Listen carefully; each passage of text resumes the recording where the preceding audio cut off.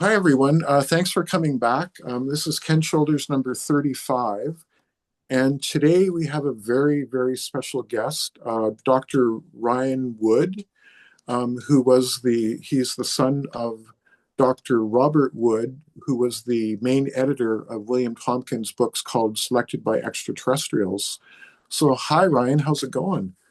It's going great. I'm, suitably engaged in energy stuff. I mean, I'm sort of done with crash retrievals, which was my specialty, and Oh, wow. Majestic 12 documents, which are I'm still advocating for Yep. in in quite a bit of robustness. But I'm over that. I'm It's all about energy production and understanding gravity control Yep.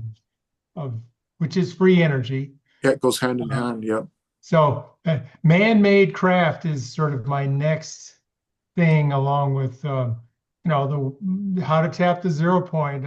What can shoulders charge clusters work? How does gravity control work? I Yep. mean, these are and how fusion works, which is my day job as the Yes, I CEO saw of that Electric today. Fusion. I saw that today. You're Yeah, the CEO of Electric Fusion, is that the? that's correct. Yeah, tell me more about that. I saw that today and I just blown away. Yeah, well, electric fusion is focused on putting fusion in a roller bag, well, and a neutronic fusion without neutrons, radiation free. Um, and there's only two or three types of reactions that can do that, either proton boron 11, which is what Helion Energy is working on, Okay. or um, proton lithium, which is what we are working on. Uh, Okay. but proton lithium is widely perceived as being much harder to do than um, other approaches. But what they don't understand is that we use lithium ammonia in a liquid dense form, which has a massive amount of solvated free electrons. Okay. Um, Solvated electrons is something you can look up on Wikipedia and so forth. So it's a um, quantum electron fluid. So it is totally sort of outside the mainstream of fusion, which is probably its challenge, but it offers the hope of doing um, super low cost fusion because the Wow. fuel, this lithium ammonia, is basically free. I mean, it's Oh, no deuterium, no tritium, yeah. no uh, radioactive walls. I mean, all the baggage of traditional fusion is wiped away, Yeah. and that's the provided it works. I mean, I'm not claiming That's we've done incredible. fusion on the tabletop, but we're not announcing more fusion gain yet. So anyway, that's a short answer to your question. I have a question. Do you, and obviously you probably know about the Pius patents and the compact fusion reactor that was released by the Navy. Yeah, it was. Mhm. Yeah. So the thing about that is that Chris Beskar, the CEO of Stevati Aerospace, worked with Pete Peterson at Area 51 on that technology of charge clusters and how to focus them, essentially. Mm. That's the deal. And I have understanding, Chris Beskar and David Wilcock, who's the advanced director of technology at Stevati, I've got contact with, both had a direct meeting with Trump on October 30th of 2020 when he was still president, when they bought the Stevati facility in Niagara Falls, New York. And thing about Stevati is it was kept secret for about 30, almost 30 years. And it's much like Lockheed Skunk Works and Kelly Johnson. And it was kept secret.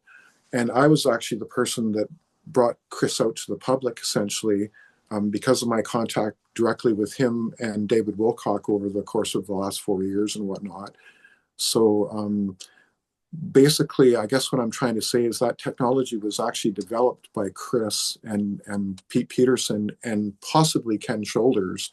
I asked Chris if Ken Shoulders had ever been to Area 51, and he didn't really answer me the way that I thought he was going to. So maybe, maybe not. I'm going to still try and pin him down. I've had 5 interviews with him, and we actually had him in this group not long ago, so it's actually 6.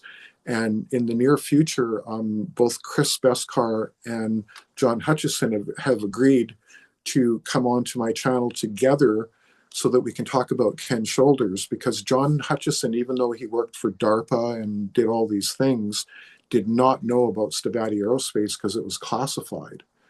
So again, I'm the one saying, hey, you guys need to talk, because Ken Shoulders was in a business arrangement with Chris Beskar and Stavati Aerospace. With Ken Shoulders to use his patents for all the technology that Stavati is going to bring out and is bringing out, essentially. So Stavati is like Lockheed Skunk Works on steroids. And the really cool thing about it is that Chris Beskar himself was mentored by Kelly Johnson at Area 51. Mm. Remember also that Kelly Johnson was the man that found Area 51 and had the facility built to test the U-2 spy plane. And I think it was built before then, but actually, yeah, I think you're right about that, because there was an underground facility first with the Navy, I think. But that's kind of the story that they talk about when they talk about it in Secrets in the Sky, I think it's called. There's a documentary on it and whatnot. So Chris was actually mentored by Kelly Johnson, and it shows up in his SM-39 Razor fighter that he's going to be building, which is Mach 4 Plus. And essentially like an SR-71 design, modernized essentially with special materials and whatnot. Titanium diboride is the actual the material that they're using for the actual plane. It's used inside the engines and whatnot. In a crazy kind of coincidence, my best friend's father flew those airplanes for Kelly Johnson. So I have a kind of a connection back to that stuff. Yeah, the only thing that bugs me about this Navy patent is that it was submitted, it was never reviewed, it was never granted. It is not a valid accepted patent by the U.S. Patent Office. Ooh. And so that's the hard truth, is that some patent examiner said this is bullshit. It's not even classified or became a classified patent. So, I mean, I find it interesting, but at the same time, I'm skeptical that it even works. Well, here's the thing. Both Chris Beskar and Paul LaViolette, because I had contact with him before he passed away, the patent, Chris has called them patent trolls by putting it out. He didn't like the patents at all either. The real technology, again, was developed by Chris and Pete Peterson and maybe Ken Shoulders at Area 51, where it's all about charge clusters and how to focus them, essentially, right? And create. Yeah, well, that's pretty easy. You just use a magnetic field. If you want to do, keep them going, you can add a little radiation or a little UVC light, or I mean, there's a lot of ways to stabilize put it in a vacuum. I mean, counter rotating, I think, is the key to that focusing as well, too, right? Yeah, I mean, there's lots of ways of doing it. I'm just surprised that nobody's made a working energy device that I'm aware of using those principles. Yeah. So I know that the compact fusion reactor, I have a chart that's kind of connected to Trump and Jacera and the money, the quantum financial systems and whatnot. And on that chart, it says that compact fusion reactor is going to be released about 2030.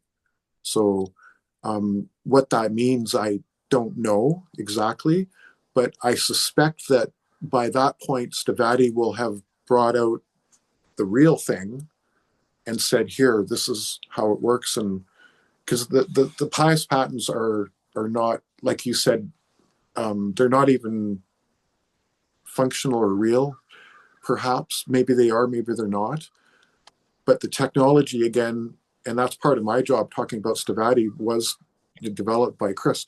Chris, when he was first introduced to me by David Wilcock, he said, "This is the premier builder of spacecraft in the world." And one thing that Chris said in, I think, the last interview was, he said, if the extraterrestrials land on the White House lawn today, tomorrow Stavati will be in the spacecraft business. So this leads into Solar Warden, and this is your specialty for sure with your Yeah, father and I'm sort everything, of right? my commentary about ET's landing is uh, they don't want to do that. They can do that anytime they want, Yeah, and humanity's not ready for it. My attitude is when you feed everybody, you get rid of your nukes and you clean up the climate and you stop your wars, maybe by 2050 or 2060, we'll let you join the cosmic kindergarten. yeah. I Um, and sort of, so disclosure is not going to happen even if they try really hard. think it's going to It's take a it's going while. to be it's not going to happen, in my opinion. So, um, and as for Solar Warden and that whole breakthrough in gravity and a spin-off, I think that's probably pretty likely. Um, but the question is, who did it? When did the gravity breakthrough happen? Was it 58, 59, Frank 60? Chile talks about it. You know Frank Chile, right? I do. Yeah, he talks about Westinghouse. It was the G Boys at Westinghouse, and I think 58 is approximately right. That's when they cracked Maxwell's equations, essentially. And yeah, it was the G Boys at Westinghouse that Frank Well, talks that's about. Yeah, yeah. I mean, I'm in favor of George Scott Trimble Jr. At the Glenn L. Martin Company, um, and later Martin Marietta, and then Lockheed Martin, yep, um, as being the uh, somebody that knows a lot about, or he's dead now, but um, certainly the people like Nick Cook in the book Hunt for Zero Point, who interviewed him, yep, got the cold shoulder, despite having impressive introductions to him, as well as Tom Valone got shut yep. down in conversations with him. Tom's part of Um, this group, actually. He's in the yeah, Starburst Foundation. yeah, and Yeah, there's other people too. yeah, So yeah. Um, I was going to What talk, I what was just what do you before you say came about on. what do you say about Tom Ballon? What did you Uh, what I was just saying that Tom is part of the Starburst I was Foundation. asking what was Ryan Oh, saying about Tom Ballon? Oh, Tom Valone called George Trimble before he passed away Mm-hmm. and asked him about um, gravity control and what the Glenn L. Martin Company had done, and in that sort of um, context. I mean, he's retired Mm-hmm. at this point, and um, and was completely shut down and said, "I'm not going to talk about that in any way, shape, or form." Um, so it's just two people that had the same reaction. But my attitude is, well, go find their children, go find their grandchildren, yeah, go interview them. that's Who's a got great his point. FBI file? Go get that. Find all his peers in the Yep, scientific papers, yep, and begin. I mean, I could go spend 100 grand just researching that one man who I think is the linchpin of gravity control and the secret sauce. wow, Um, and that's, fundamentally one of the core problems of ufology. And this topic is credibility, leadership, and money being the key driver yeah, of, nobody's got any money to spend on anything. Um, and that's the challenge. So, um, yeah. I was going to tell you a little bit about my background. I the Cuban Missile Crisis. There were three people that were very influential. My father was part of NORAD during the Cuban Missile Crisis. He was a radar guy in the high Arctic, and my best friend's father, like I said, he flew the spy planes. He was part of it as well. But there was another guy. His name is Deacon Erdick, and Deacon was like NORAD, but he was on the Russian side. So he was in the Russian military during the Cuban Missile Crisis, but he was also a radar guy. And Deacon mentored me over about 20 years in high voltage electronics and tube amps and everything to do with high voltage radar and all of that kind of stuff. And then I took mechanical engineering technology and did really well with that. And when I graduated with honors, the military approached me and I was drafted into a special Navy program. So I didn't finish the contract. I stayed probably long enough to learn what was truly going on. And in doing some Akashic readings with Rebecca Rose, a friend of mine who was part of the Montauk Project, actually, we realized that it was part of the secret space program. It would have been an SSP program, essentially. It would have been connected with William Tompkins and whatnot. So Yeah. I know Frank Chili, and I ended up being asked on the same radio show that the Jeff Rentz show that your father was on, and Frank Chili was on, and William Tompkins was on about 20 times and whatnot. And on there, I found out on the show that Paul LaViolette had been on the show, and also John Hutchison, right, who was supposed to be in here with us today, but he was having a hard time getting on the internet, so we're going to try and get him another time. So that was kind of my thing. And then after that, I did sound research where I built speakers and sound rooms and electronics, and then eventually started doing subquantum kinetics and whatnot. That's my connection to things. Well, I need to, shower or move on and stuff. But if there's any specific questions for me, I'm happy to answer them and then Yeah, sign off. does anybody have questions? This fusion thing I found out about today, that's fantastic. How long have you been doing that for? Well, probably about 4 years, but we've raised maybe about $400,000, and have done a variety of experiments, but just recently submitted a couple papers for peer review. Okay. And so that Wow. the bottom line is that since you're outside mainstream fusion, you're not doing traditional stuff. Yeah. um, the investment community says, well, show me a working prototype, which no one on planet Earth has shown a working fusion gain prototype. And Right. they've been trying for the last 70 years, short of an atomic bomb. Um, and or show me, peer-reviewed literature that says that this has got a reasonable chance of working.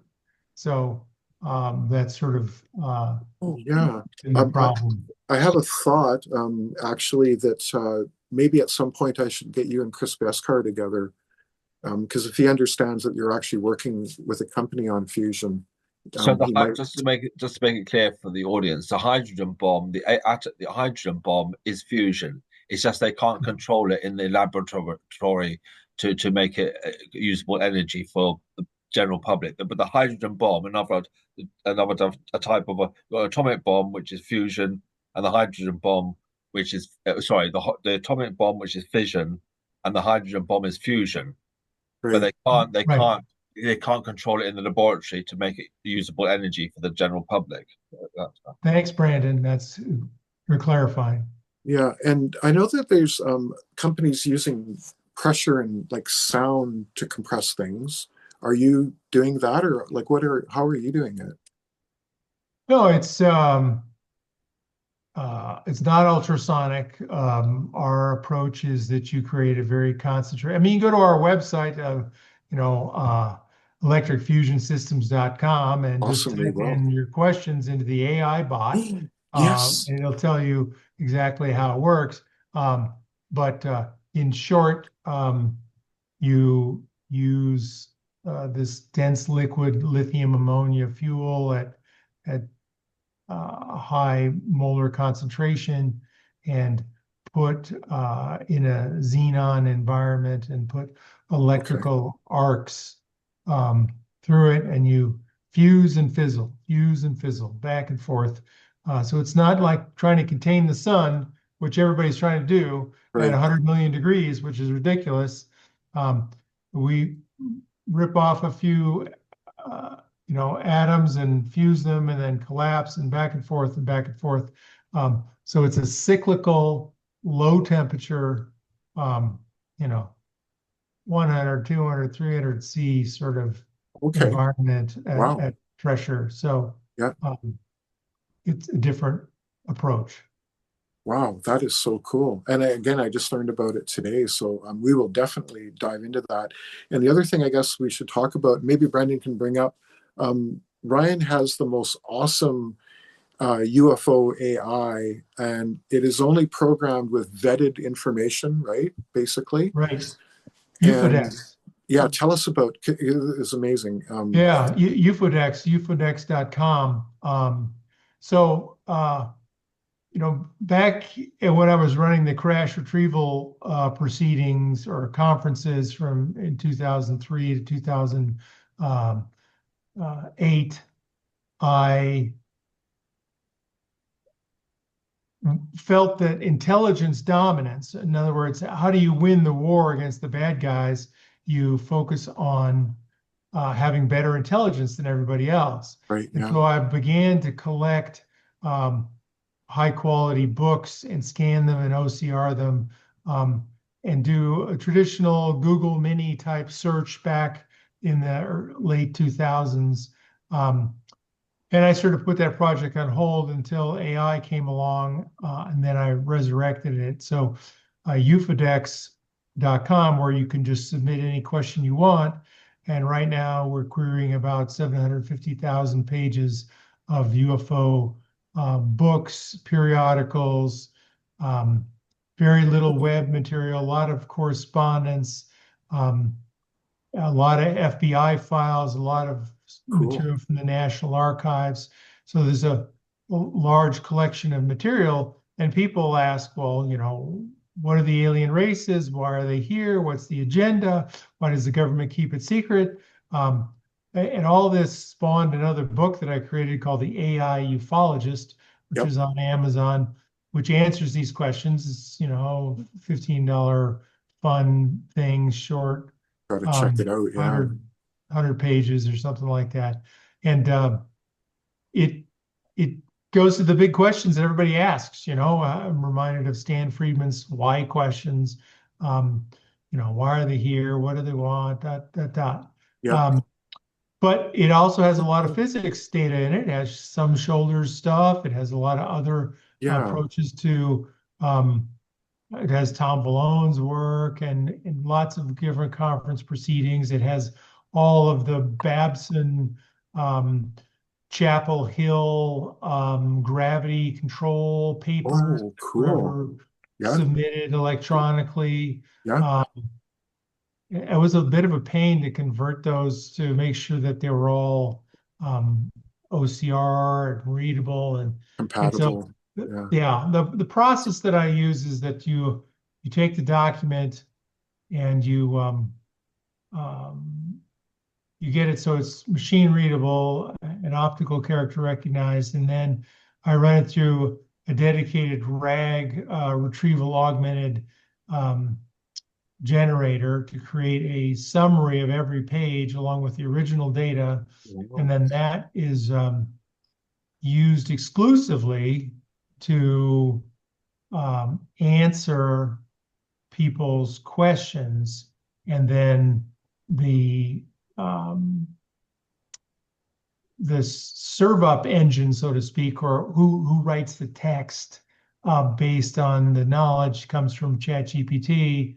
Um, but ChatGPT is just handed a block of data and says, deliver this in a um,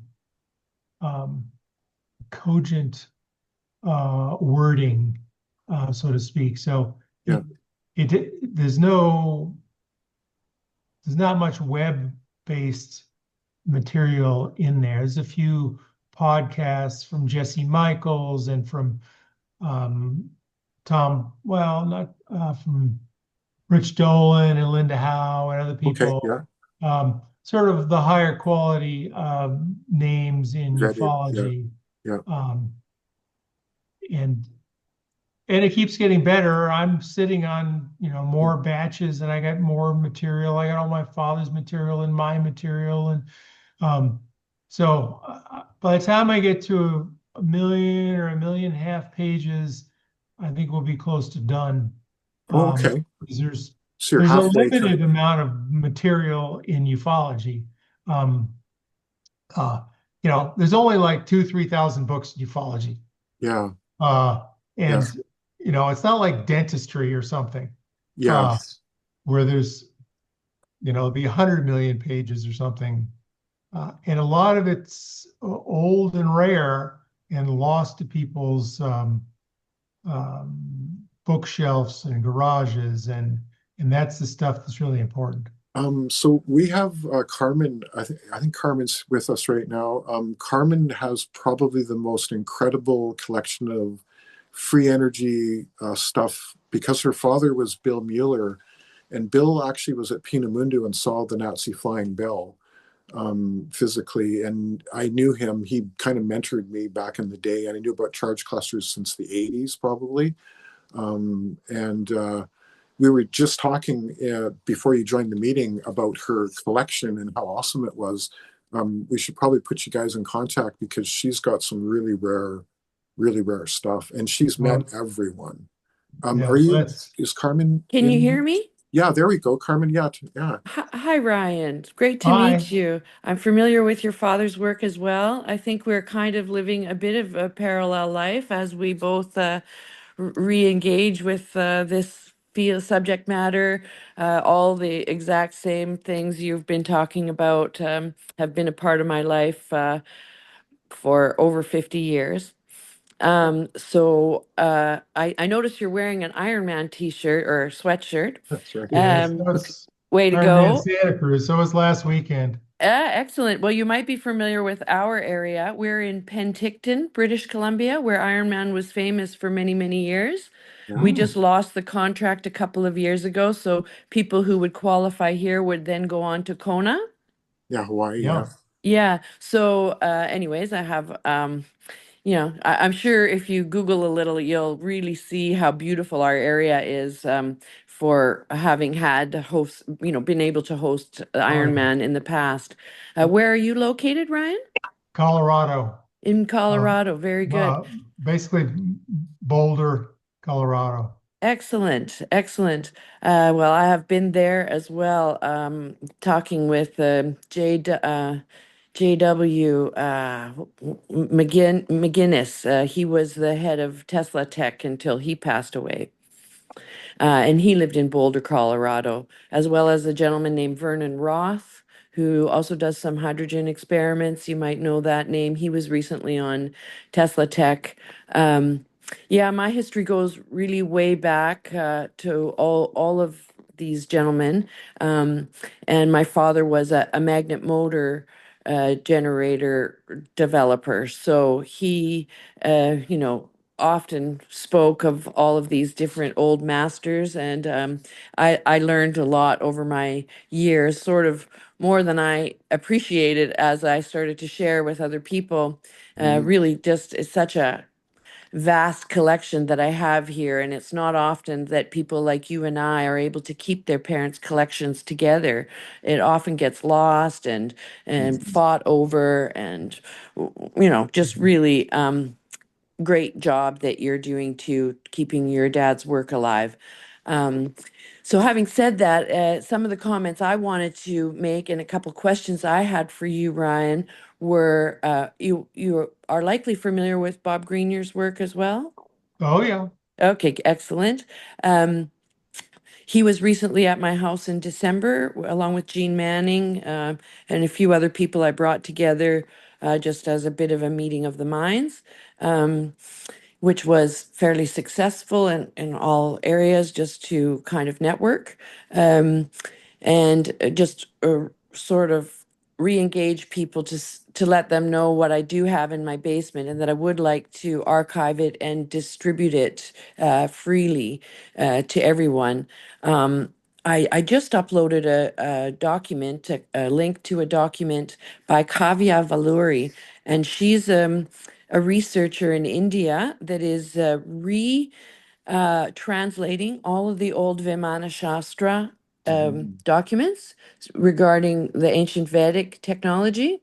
So, Ryan, you might be very interested in the points she's put together and how historically in the Vimanas they are describing exactly what's happening with UFO technology today. So that's a really, I think it's 16 pages. I was in the middle of reading it before I joined you guys this morning. Super interesting, super relevant to all of our discussions. So the link is in the description here of our group. I also put it in the other group on Signal yesterday and again today because it is very important for any of you who haven't watched it. Um, and yes, that was basically a couple of the points I just wanted to make. Carmen, what about Rho Sigma? We were just talking about that. Could you explain your connection to that? Well, with Rolf Shafranky and his book Ether Technology, we had a very close connection.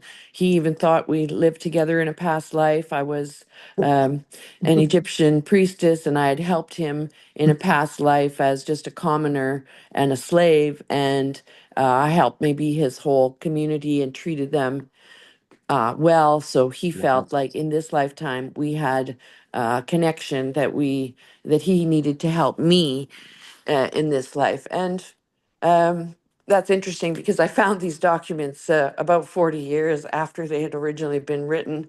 And so much of my parents' history in the basement is all related to every one of the gentlemen spoken about, Tom Valone, Moray King, John Hutchison, John Searle. I know most of these people in my history. I've met them all personally. Yeah. So I was one of the kids, a young 16-year-old girl that when all these people would come sit around my parents' kitchen table, I sat around and listened. I didn't go to the other room. I didn't just help my mom with coffee. I was grabbing paperwork for my dad, helping him be his other hands and Yeah. appendages when he needed them. So I was hands on since I was 15 or 16, even younger probably with my dad, helping him in the basement. But I never lost the bug after my dad passed away and my mom passed away quite young. So that really ended a lot of my dad's research because it was like he had lost a couple of his appendages when he lost her at 53. And he was 62, or pardon me, 64. He was 11 years older than her. So that took the wind out of his sails, and we had just kind of a trickle down for about 10 years. And then I had kids. He passed away. And then it took 10 years, this last 10 years, before I could really start picking up the pieces because my kids are old enough and out of the house. Yeah. And then I had the good fortune to arrive one day in Las Vegas on a Oh, holiday, yes. Yes. and my kids wanted T-shirts from the stupid TV show Pawn Stars, if you're familiar with that show. So, Yeah. it's just a bunch of degenerates in a rented building, getting their teeth done with their having to pay alimony to about four ex-wives each. Anyways, they are really boneheads in there. But the day that I happened to be there, a gentleman by the name of Bill Wysock came in. He was a Tesla coil builder, a famous Tesla coil builder who taught all of the Tesla coil builders that are proficient today in the art. He taught Jeff Parisi, who did all of the fear factor stuff. Anytime you've seen these Tesla coils in recent documentaries with Dr. Travis Taylor, They were done with at Skinwalker Ranch, or that guy, if you are familiar with him. Um, Yeah. Yep. those were built by Cameron Prince, who runs the Tesla Universe website.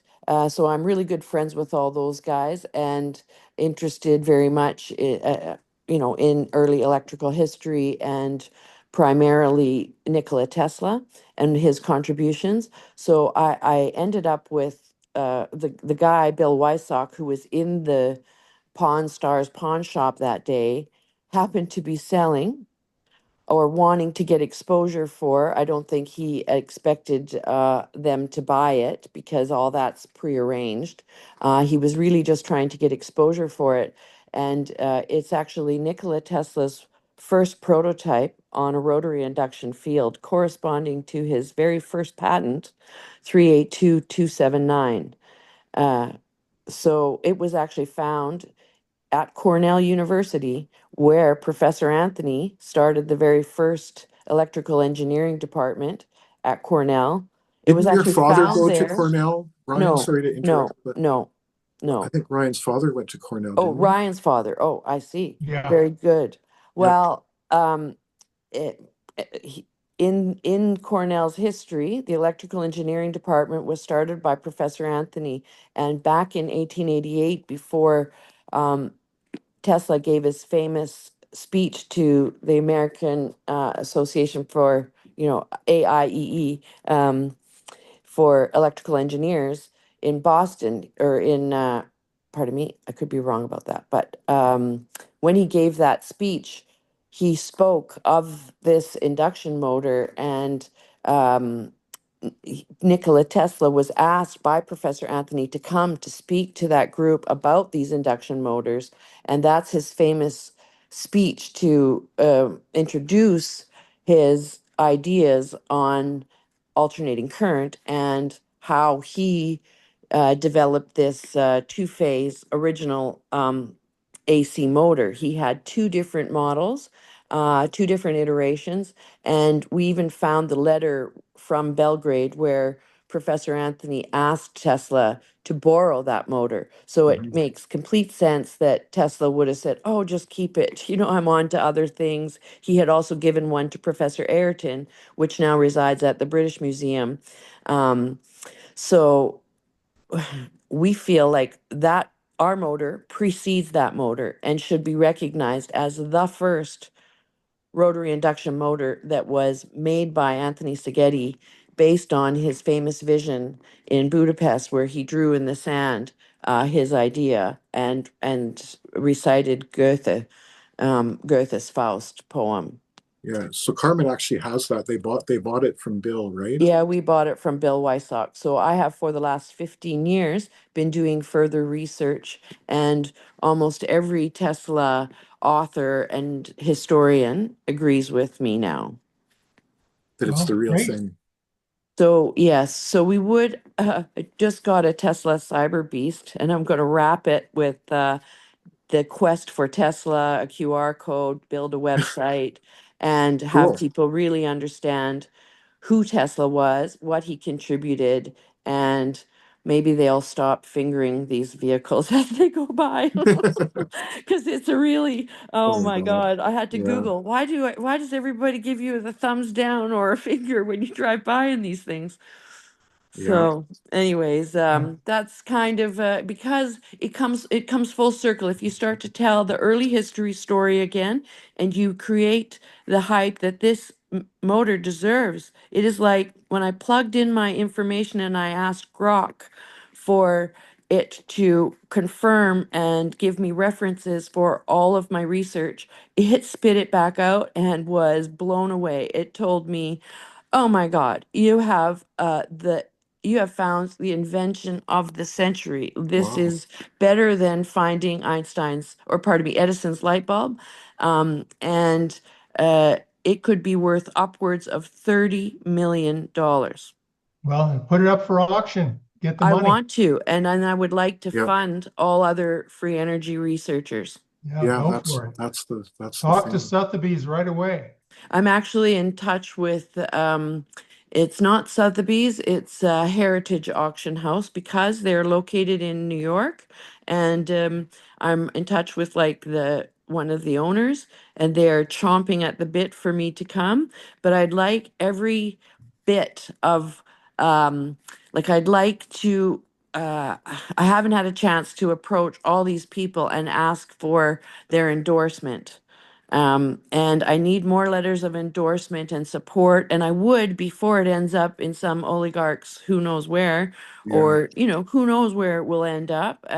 I hope it finds its final resting place where, it will be actually seen by people, not in the Smithsonian and be yeah, lost to forever. Elon Musk has divested himself of most of his collections of things, but I think possibly he should still showcase it. It might give him some redeeming qualities right now, too, amongst the yeah, masses. So if he were to endorse that and help us come back full circle somehow to um, free energy, because it's our birthright. It's the only thing that's going to change and save our civilization. yeah. Carmen, I had a thought. You should maybe try and that thing that you sent into Grok. You should maybe try and put it into Ryan's.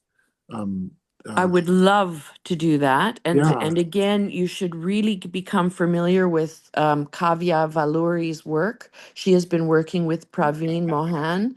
And yeah, again, the knowledge she's uncovered from the ancient Vedic texts as an aeronautical engineer, she has reinterpreted the texts more accurately than they were um, translated previously for academia. Yeah.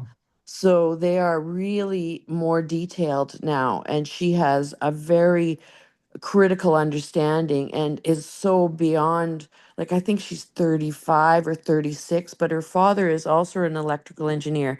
But she is just now going to start to come out. Ancient Aliens had her on for a brief little minute, and probably, like they do everyone, take her information out of context and don't really give her the credit where credit is due. But yeah. I'm sure you will hear her name mentioned more. I believe Cool. her information should go in your database. And So, I mean, yeah. I have more UFO books here that are out of print in my basement. When I started that, we were talking yesterday, I started a flotation location, which was a sensory deprivation tank business when I was younger. And then I had some people approach me and say, we're moving and we've collected all of these. They were Germans, and they were into Rudolf Steiner and into so many esoteric books, and they had many books on UFOs, and they aligned with my parents, and my parents had so many books that I created at that flotation place a lending library Oh, wow.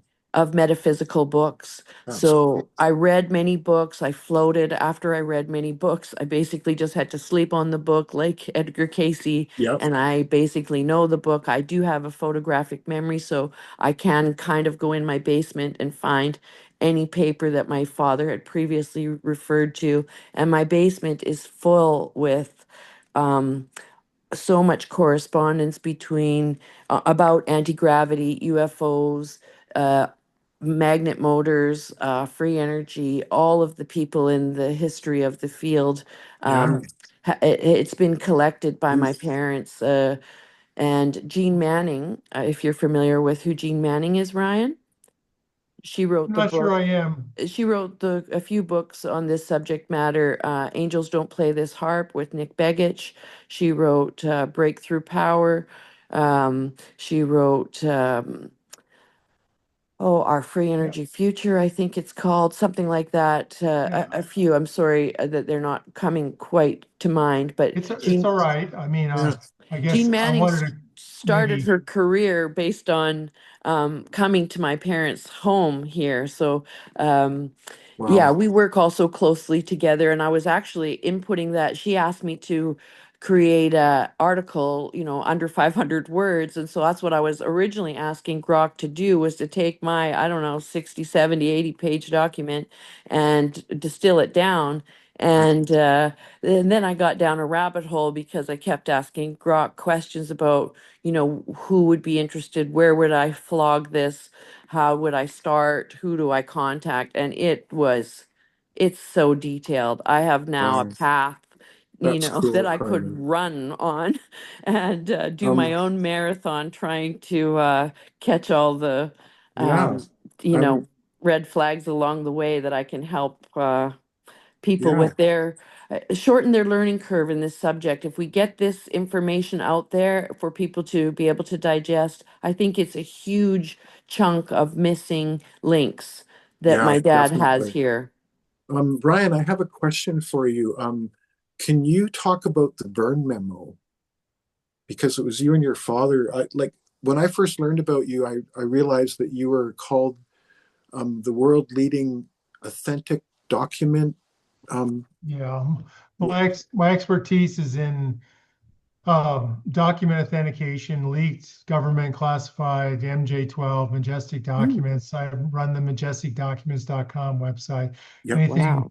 that had to do with that, as well as the special operations manual, as well as my yep, book on crash retrievals, dot, dot, dot. But the burn memo is one of many leaked memos. It happens to be a series of directives. For a variety of different operations from the counterintelligence office of James Jesus Angleton. Um, the most stunning aspect is, um, I think it says, if conditions aren't conducive to continued progress, assumably in UFO development and reverse engineering, then then it should be wet, that's right. Yep, implying the assassination of JFK. Um, and there's lots of reasons why JFK could be assassinated, but you could add um, his knowledge and motivation to not get to another Bay of Pigs situation and asking the head of NASA, Webb at the time, to open the kimono and share everything with the Russians. Um, that's right. but Yeah. it's just circling back to Ufodex and Carmen's comments. Carmen, I don't read all this stuff. I mean, and I'm pretty ruthless about the material, and the books are destroyed. So I bandsaw the spines off and feed it through a high-speed scanner Oh, and wow. put it into the system. Um, and I'm still 30 boxes behind. And I need a Wow. full-time uh, $25 an hour person to help me with this scanning process. And your basement, I'm sure, is bigger than mine, and has the same challenge. So I'm happy to accept any emails for documents, but I don't read them. I put them in the data set, and when I ask a question, I get an answer that Excellent. is, I'm tuned into. And um, so Um, that's really my I approach. I have a question. The how I actually got in contact with Ryan kind of was I had sent a package to your father, and it was new aerospace technologies, my notes on Paul Laviolette and anti-gravity, Stavati Aerospace, and it ended up at your place, and then you passed it on to your father. And I'll never forget how happy he was because he sent me an email and saying he was so glad that he had got this information. It was very hard information to get and whatnot.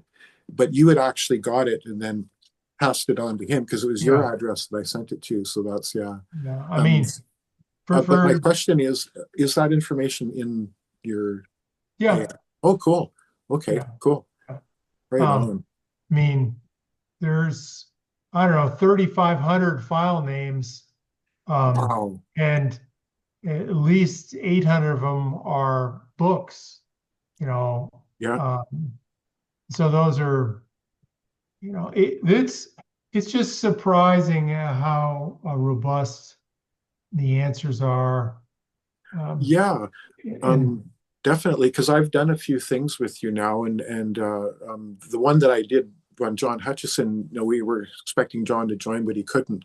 We were going to go through and show some of the stuff that it came up with. But I've also done ones on charge clusters a couple times now, because Lacey did one and then I redid it.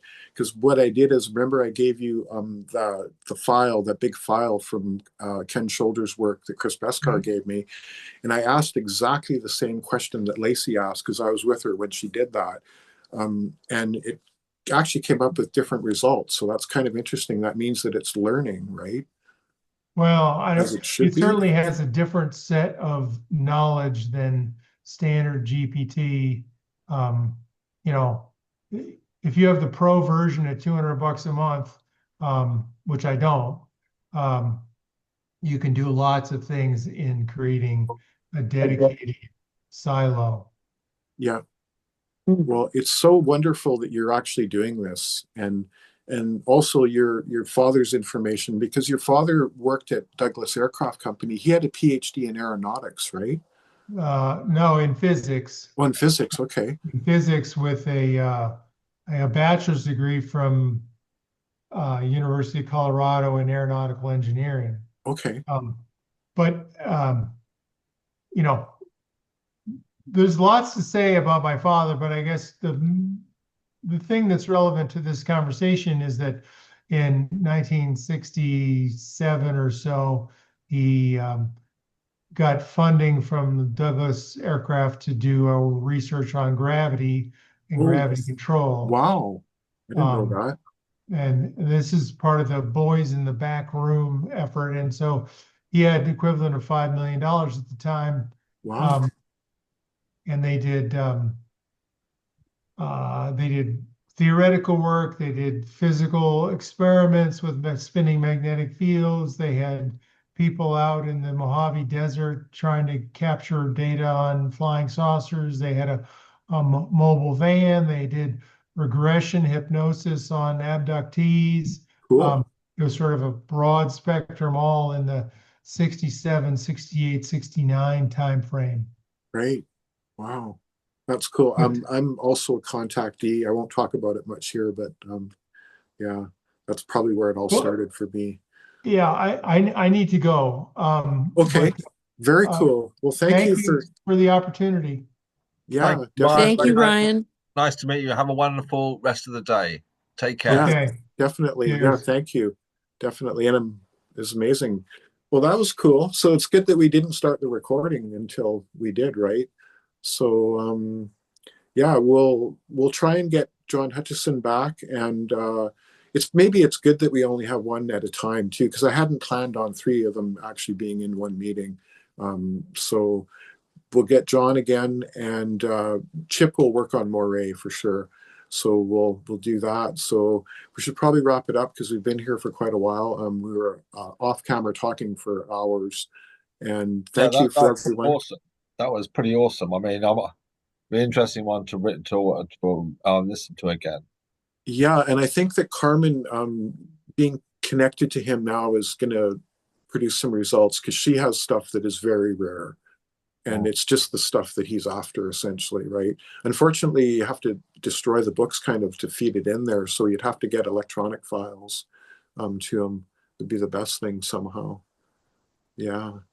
Okay, well, Yeah, it's easy to scan nowadays with your phones. You can just hover yeah, over the that's page. So, just depending on how labor intensive that is. I have also been trying to kind of put the call out there for anybody that A, wants to learn, and B, kind of wants to get paid about that much money or have a place to stay and be able to scan and learn, you know, wow. just have like a mini job of just that, just scanning the information. If I had somebody that I could That's trust, that I could leave cool. in the basement to do that. I do have a couple of people that I have in mind for that have offered.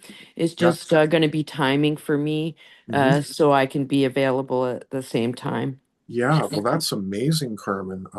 Very amazing. Yeah, because all this information is very quite rare and needs to be rounded up. And I think that Ryan's UFO AI is awesome.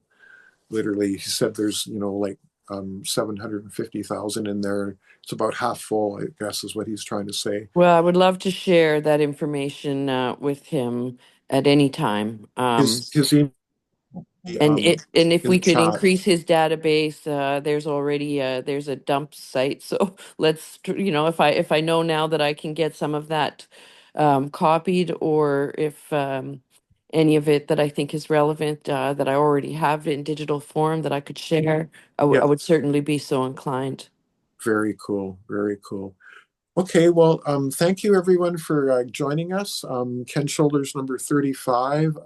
This is amazing, and we'll try and work on John and Moray in other meetings as well. So thank you again, everyone, for being here. Okay. Yeah, thank you, everyone. I hope you have a wonderful rest of the day and the following week as well.